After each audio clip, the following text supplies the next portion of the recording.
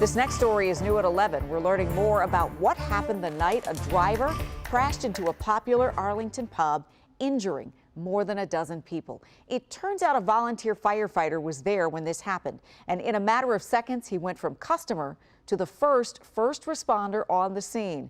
Casey Nolan spoke with that man tonight, and Casey, he likely saved lives. He did, Leslie, and his timing was fortunate in a couple of ways. First of all, he had just walked through the front door moments before the car hit the building, and then the fact that he was here in the first place, as you said, may have saved the lives of those pinned under the debris.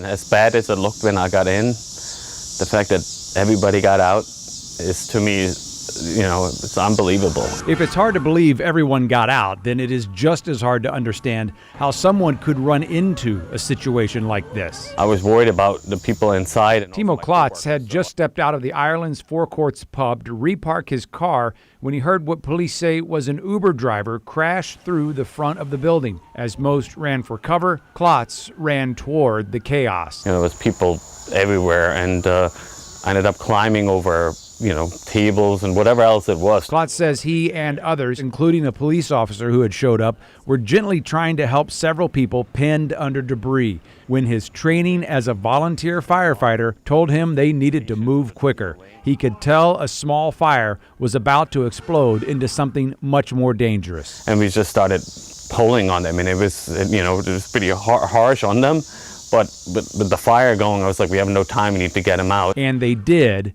just in time. And then the fire just, at that moment, became so big that it was so hot on my face, it started to burn. If you and the other people hadn't pulled him out, what do you think would have happened? I don't even want to think that way, but it definitely, there's been, even now, many nights where I'm kind of in my mind, it's like, what if we didn't get him unstuck? It would have probably been a lot worse, but I don't even want to think that way.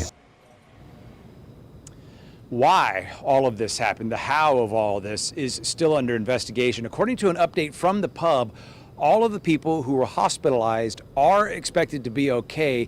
And then some more good news, Leslie, the friends of the pub, some longtime customers here, set out to raise money for the staff as Ireland's Four Courts tries to rebuild and reopen, and they have already raised more than $90,000 to help those folks. And now they've started to raise money for the victims as well.